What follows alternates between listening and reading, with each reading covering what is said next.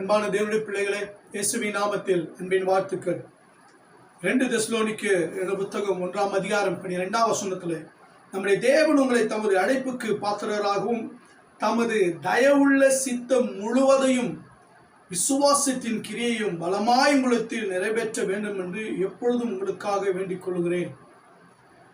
மத்தேயு 6:10 சொல்லப்பட்டிருக்கிறது, உங்களுடைய ராஜ்யம் வருவதாக உங்களுடைய சித்தம் பரமண்டலத்தில் செய்யப்படுகிறது போல பூமியிலும் உங்களுடைய சித்தம் செய்யப்படுவதாக என்று சொல்லுகிறது. யாத்ராகமம் 33:19 சொல்லப்பட்டிருக்கிறது, பிரியமானவர்களே, அதற்கு அவர் என்னுடைய தயையெல்லாம் நான் உனக்கு முன்பாக கடந்து போக பண்ணி கர்த்தருடைய நாமத்தை உனக்கு முன்பாக கூறுவேன். எவன் மேல் கிருபையா இருக்க சித்தமா இருப்பேனோ அவன் மேல் கிருபையா இருப்பேன், எவன் மேல் இரக்கமா இருக்க சித்தமா இருப்பேனோ அவன் மேல் இரக்கமா இருப்பேன் என்று கர்த்தர் சொல்கிறார். எபேசியர் 5:17 சொல்லப்படும், ஆகையால் நீங்கள் மதியற்றவளாயிராமல் கர்த்தருடைய சித்தம் என்னதென்று உணர்ந்து கொள்ளுங்கள். ஹல்லேலூயா. என் அன்பு தேவனுடைய பிள்ளைகளே, அவருடைய முழுமையான தயவுள்ள சித்தத்தை நிறைவேற்றும்படிக்கு தேவன் உங்களையும் என்னையும் தெரிந்தெடுத்திருக்கிறார். நம்மை அவருடைய அழைப்புக்கு பாத்திரவான்களாக அவர் நிறுத்தியிருக்கிறார்.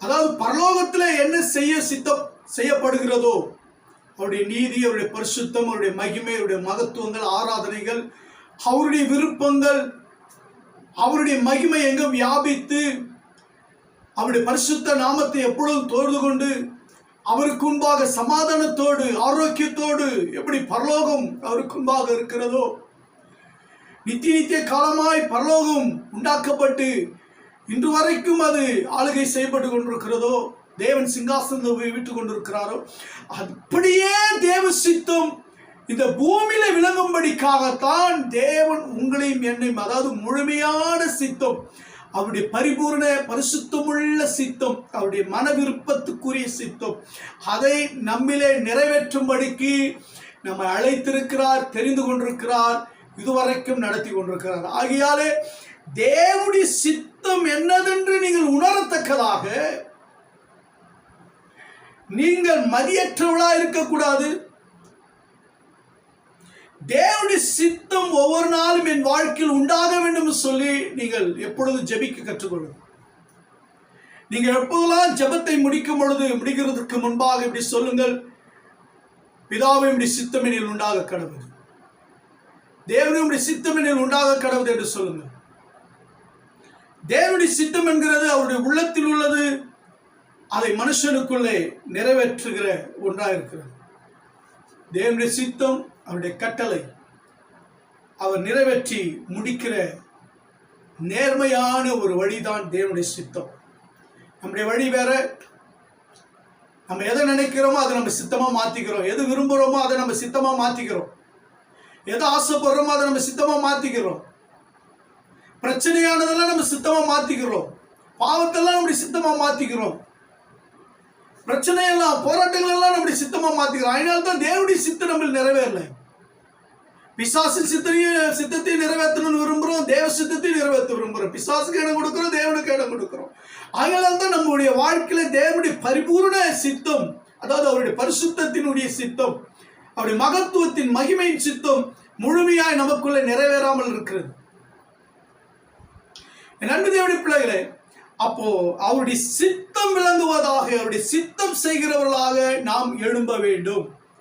தேவ சித்தம் செய்கிறவர்களாக நான் எழும்பும் பொழுது தேவனுடைய சித்தம் நம்மில அவருடைய விருப்பம் நிறைவேறும். அதாவது எப்படி, நாம் விரும்புகிறதை விட, நாம் நினைக்கிறதை விட, நாம் யோசிக்கிறதை விட தேவனுடைய சித்தமானது முழுமையாய் நிறைவேற்றி முடிகிறதா இருக்கிறது. தேவனுடைய சித்தத்துக்கு ஒப்பு கொடுத்த ஆபிரகாம் தேவனுடைய சித்தத்துக்கு ஒப்பு கொடுக்கிறார். யோசேப்பு தேவனுடைய சித்தத்துக்கு ஒப்பு கொடுக்கிறார். தாவீது அவருடைய சித்தத்தின்படியே தாவீது வாழ விரும்புகிறார். தேவனுடைய சித்தத்துக்கு ஒப்பு கொடுத்து பாருங்க.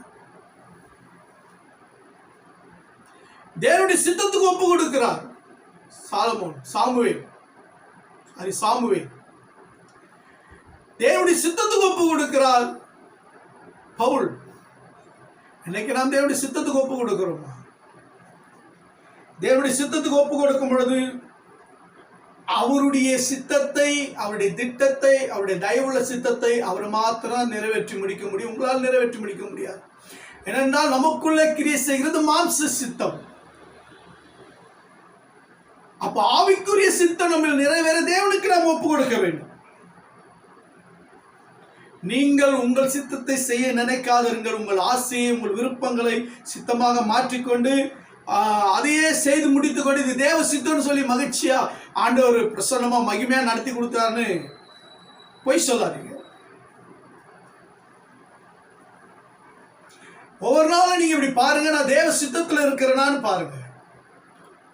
தேவ சித்தம் என்னில, என் குடும்பத்துல, என் வாழ்க்கையில, என் பிசினஸ்ல, என் ஊழியத்துல, என்னுடைய படிப்புல, நான் செய்யற காரியங்கள்ல தேவ சித்தம் இருக்கான்னு பாருங்க. எந்த ஒரு காரியமா இருந்தாலும் சரி, தேவனுடைய சித்தம் இருக்கான்னு பார்த்துட்டு அதுக்கப்புறம் நீங்க என்ன செய்யுங்க, அதுக்கு ஜெபம் பண்ணுங்க, வேத படிங்க, ஆண்டவர்கிட்ட கேளுங்க, ஆண்டவர் செய்வார். தேவனுடைய சித்தத்துக்காக ஒவ்வொரு நாளும் ஜெபம் பண்ணுங்க. தேவனுடைய சித்தம் எப்படி வேதத்துல நடந்து இருக்குன்னு பாருங்க.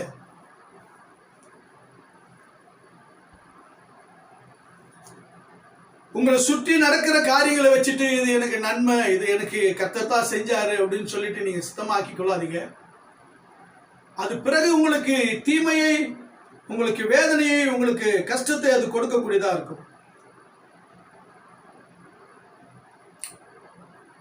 உங்களுடைய விருப்பத்தை, உங்களுடைய ஆசையை நீங்கள் சித்தமாக மாற்றிக்கொள்ளாதீங்க. தேவன் என்ன உங்களிலே பிளான் பண்ணி இருக்காருன்னு அதை தேவனிடத்தில் கேளுங்க.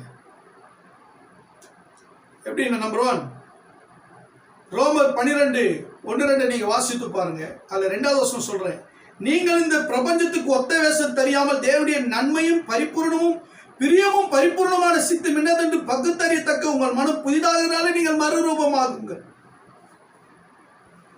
பாருங்க, நாம் தேவனுடைய சித்தத்தை எப்படி நிறைவேற்றோம்னா, நம்முடைய சரீரத்தை பரிசுத்தமாக தேவனுக்கு பிரியமாக ஜீவ பலியாக ஒப்பு கொடுக்கணும். பாருங்க, அவருடைய இரக்கங்களை முன்னிட்டு அப்போஸ்தலனாகிய பவுல் வேண்டிக் கொள்கிறார். அது 2வது சொல்றாரு, நீங்க பிரபஞ்சத்துக்கு ஒத்த வேஷம் தெரியாமல் நீங்க ஒப்பு கொடுக்கிறது, ஆராதிக்கிறது, ஜபிக்கிறது, வேதத்தை படிக்கிறது, அபிஷேகத்தில் நிரம்புறது, அந்நிய பாஷை பேசுறது, நீங்க ஊழியம் சேர்ந்து ட்ரெஸ் போடுறதெல்லாம் எப்படி இருக்க கூடாதுன்னு தெரியுமா? இங்க சொல்லப்படுகிறது, ஒத்த வேஷம் தெரியாமல், வேஷமாகவே என்ன செய்யக்கூடாது, செயல்படக்கூடாது. அப்ப தேவனுடைய சித்தம் என்ன, பரிபூர்ண சித்தம் என்ன, அவருக்கு பிரியமானது என்ன, உங்களை ஜீவ பலியாய் ஒப்பு கொடுத்து தேவனுடைய சித்தத்தை நிறைவேற்றும் பொழுது உங்கள் மனம் புதிதாகும், நீங்கள் மறுரூபமாகுவீர்கள். அல்லேலூயா. அப்போ ஆண்டவர் புதிதாக்குதலையும் மறுரூபத்தை கர்த்தர் உண்டாக்க விரும்புகிறார். அதற்காக தான் நம்ம என்ன செய்யணும்னா பரிசுத்தத்துக்கு ஒப்பு கொடுக்கணும். ஏன்னா ஆண்டவர் சொல்றாரு பாருங்க, பிரியமான தேவனுடைய பிள்ளைகளே, கர்த்தரோ அவரை நொறுக்க சித்தமாகி அவரை பாடுகளுக்கு உட்படுத்தினார். அவருடைய ஆத்துமா தன்னை குற்ற நிவாரண பலியாக ஒப்பு கொடுக்கும் பொழுது அவர் தமது சந்ததியை கண்டு நீடித்த நாட்களாய் கர்த்தருக்கு சித்தமானது அவர் கையினால் வாய்க்கும் என்று சொன்னார். இயேசு கிறிஸ்து தன்னை பாடுகளுக்கு ஜீவ பலியை ஒப்பு கொடுத்தார். ஈசாக்கு தன்னை ஜீவ பலியை ஒப்பு கொடுத்தார். யோசேப்பு பாடுகளுக்கு ஒப்பு கொடுத்தார்.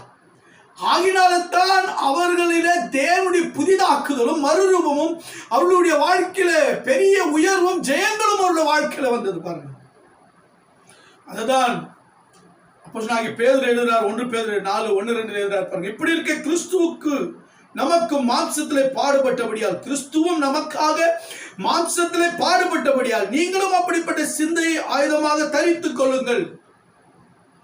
ஏனென்றால் மாம்சத்தில் பாடுபடுகிறவன் இனி மாம்சத்தில் இருக்கும் காலம் வரைக்கும் மனுஷனுடைய இச்சையின்படி பிழைக்காமல் தேவனுடைய சித்தத்தின்படி பிழைக்கத்தக்கதாக பாவங்களை விட்டு ஒழிந்திருப்பான் என்று சொல்லப்படும். தேவனுடைய சித்தத்தை செய்வதற்கு பாடு வரும், ஆனா புதிதாக்குதலும் மறுரூபமும் உங்கள் வாழ்க்கையில் வரும். இப்ப தேவனுடைய சித்தத்தை செய்யும் பொழுது, உங்களை ஜீவ பலியை ஒப்பு கொடுக்கும் பொழுது நீங்கள் மாம்சத்தை ஜெயிக்கிறீர்கள், பாவத்தை ஜெயிக்கிறீர்கள், நீங்கள் பிழைக்கிறீர்கள், நித்திய ஜீவனுக்காக பிழைக்கிறீர்கள், கிறிஸ்துவுக்குள்ள பிழைக்கிறீர்கள். இந்த உலகத்திலே பிழைத்து நாம் வாழ்கிறோம்.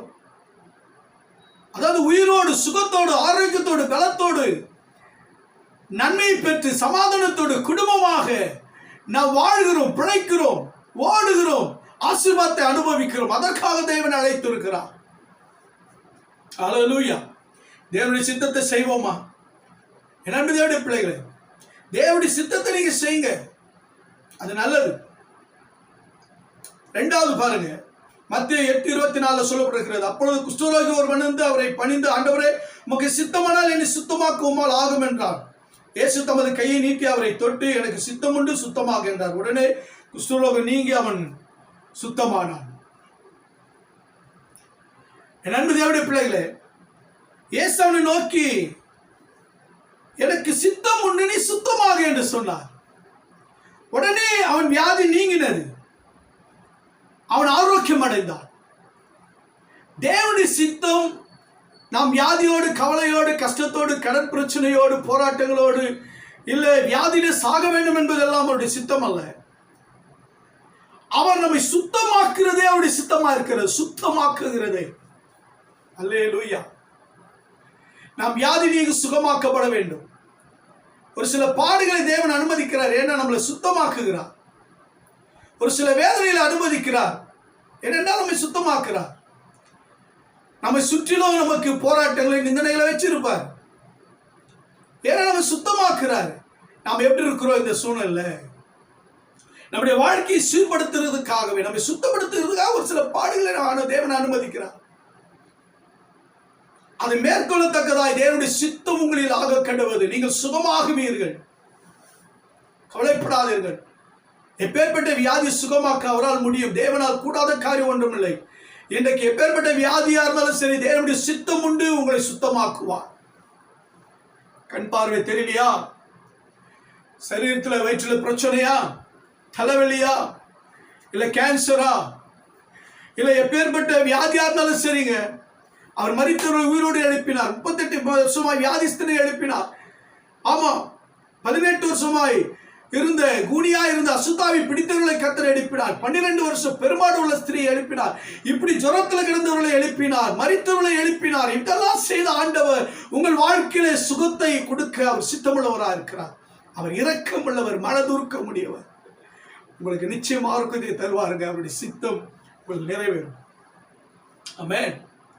அடுத்து அப்போஸ்தலர் 9ஆம் அதிகாரத்தில் பவுல் இயேசு கிறிஸ்துக்கு விரோதமாய், அவருடைய ராஜ்யத்துக்கு விரோதமாய் நிருபங்களை வாங்கி அப்போஸ்தலர் ஊழியர்களை கொல்லும்படி போனார். ஆனால் தேவனுடைய சித்தம் பாதையை மாற்றினது. தேவனுடைய சித்தம் பாருங்கள், அவருடைய வாழ்க்கையை மாற்றினது. தேவனுடைய சித்தம் அவனுக்கு அடுத்து தேவனுடைய கிருபை கிடைத்தது. தேவனுடைய சித்தத்தை செய்யும்படிக்கு அவள் அழைக்கப்பட்டார். பவுல் தேவனுடைய சித்தத்தை நிறைவேற்ற அழைக்கப்பட்டார். அதனால்தான் அவர் சொல்கிறார், பிரயாணமாய் போய் தரையில் விழுந்தான். அப்பொழுது பவுலே போல நீ என்னை துன்பப்படுத்துகிறாய் என்று என்னோட சொல்லிட ஒரு சத்தத்தை கேட்டான். அதற்கு ஆண்டவரே நீர் யார் என்றார். அதற்கு கர்த்தர், நீ துன்பப்படுத்துகிற இயேசு நானே, முள்ளில் உதைக்கிறது உனக்கு கடினமா என்றார். அவன் நடுங்கி திகைத்து, ஆண்டவரே நான் என்ன செய்ய சித்தமா இருக்கிறேன். அல்லேலூயா. இதை ஒவ்வொரு நாளும் சொல்லுங்க. நாம் பாதை திசை கெட்டு போகிறோம், நாம் தேவனுக்கு புறமாய் செயல்படுகிறோம், தேவனுடைய சித்தத்தை மறந்து போகிறோம், ஊழியத்தை மறந்து போகிறோம், எதற்காக அழைத்தார் என்பதை மறந்து போகிறோம்.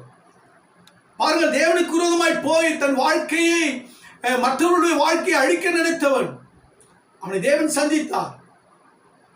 வழி மாறி போனான். வழி சத்தியமான ஜீவனமான வழியிலே அவரை கொண்டு வந்தார். ஒரு புதிய வாழ்க்கையை அவர் கொடுத்தார். அவர் லைஃப்ல தேவன் அவர் கடந்து வந்து தேவ சித்தத்தை அவன் புறஜாதிகளுக்குள்ளே, ராஜாக்களுக்குள்ளே, யூதர்களுக்குள்ளே, உலகம் முழுதும் தேவனுடைய சித்தத்தை நிறைவேற்றும் நிருபங்களை எழுத வேண்டும் என்று சொல்லி தேவன் முடிவு பண்ணினார். அவருடைய அழைப்பு மாறாததுங்க. பாருங்க, எதற்காக அழைத்தார் அதை பவுலுக்கு நிறைவேற்றினார். பவுல் முதல்ல ஒப்பு கொடுத்துட்டாரு. நான் என்ன செய்ய சித்தமா இருக்கிறீர், அதை நீங்க செய்யுங்க. கர்த்தாவே நீர் என்ன செய்ய சித்தமா இருக்கிறீர், அதுக்கு கர்த்தர், நீ எழுந்து பட்டணத்துக்குள்ளே போ, நீ செய்ய வேண்டியது அங்கே உனக்கு சொல்லப்படும். தேவனுடைய சித்தத்தை செய்ய விரும்புகிற உனக்கு என்ன நீ செய்ய வேண்டும் என்பதை கர்த்தர் சொல்லுவார்.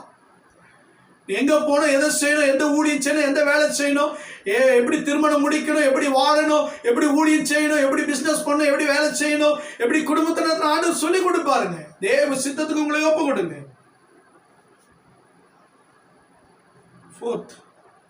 மூணாவது, அப்படி சித்தத்தின்படி கேளுங்க.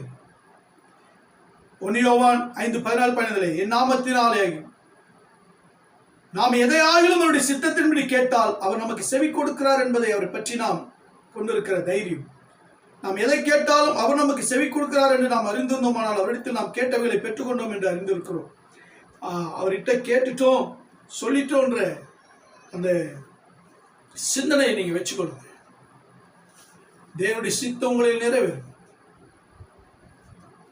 நீங்க எதை கேட்டாலும் அவர் செய்வார்கள், உங்கள் மன விருப்பத்தின்படி செய்வார். சாலமோன் கேட்டது செய்தார் ஆண்டவர், தாவீது கேட்டது செய்தார் ஆண்டவர். நீங்கள் கேட்கிறதே அவர் செய்வார். ஆனால் அதுல அவர் நாமத்தின் சித்தம் இருக்கா? அவருடைய சித்தத்தின்படி கேட்டால், அதுதான் இங்க சொல்லப்படுகிறது. எதையாக அவருடைய சித்தத்தின்படி கேட்டால் அவர் நமக்கு செவி கொடுக்கிறார் என்பதை அவரை பற்றி நாம கேட்கறதுக்கு முன்னாடி இது ஆண்டவர் சித்தமானு கேளுங்க. நீங்க பாவம் செஞ்சுட்டு பாவத்தை தேவனுடைய சித்தமா மாத்தாதீங்க. தீமை செஞ்சுட்டு தேவனுடைய சித்தமா மாத்தாதீங்க. அநியாயம் பண்ணிட்டு தேவனுடைய சித்தமா மாத்தாதீங்க. நன்மையா தேவனுடைய சித்தமா மாறும். சரியான காரியமா தேவனுடைய சித்தமா மாறும். இதுல உண்மை இருக்கா தேவனுடைய சித்தமா மாறும். எவ்வளவு உண்மையா இருக்கிற ஆனால் எனக்கு நடக்கலையே. காலம் வரும் நீங்கள் உயர்வீர்கள். காலம் வரும் தேவனுடைய சித்தம் உங்களை நிறைவேறும். கர்த்தர் நிச்சயமா நிறைவேற்றுவார். கடைசியாக 1 தீமோத்தேயு 2:14 எல்லா மனுஷரும் ரட்சிக்கப்படும் சத்தியத்தை அறிகிற அறிவு அடையவும் அவர் சித்தமுள்ளவராக இருக்கிறார். எல்லா மனுஷரும் ரட்சிக்கப்பட வேண்டும் என்று தேவன் சித்தமுள்ளவராக இருக்கிறார். அதனால எல்லாரும் ரட்சிக்கப்பட வேண்டும் என்று சொல்லி நீங்கள் ஜெபியுங்கள். உங்கள் ரட்சிப்புக்காக, உங்கள் குடும்ப ரட்சிப்புக்காக, உங்கள் பிள்ளைகள் ரட்சிப்புக்காக, ஓ பிரைஸ் காட், தேசத்துள்ள ஜனங்கள் ரட்சிப்புக்காக, எல்லாருடைய ரட்சிப்புக்காக ஜெபம் பண்ணுங்க. ஒருவரும் அழிஞ்சு போகக்கூடாது, கெட்டு போகக்கூடாது, அழிஞ்சு போகக்கூடாது. எல்லாரும் ரட்சிக்கப்பட்டு ஜெபம் பண்ணுங்க. கர்த்தர் உங்கள் குடும்பங்களை ஆசீர்வதிப்பார். தேவனுடைய சித்தத்தை மாத்திரம் செய்யுங்க. தேவனுடைய சித்தம் எனில் ஆக கடவுது என்று சொல்லுங்க.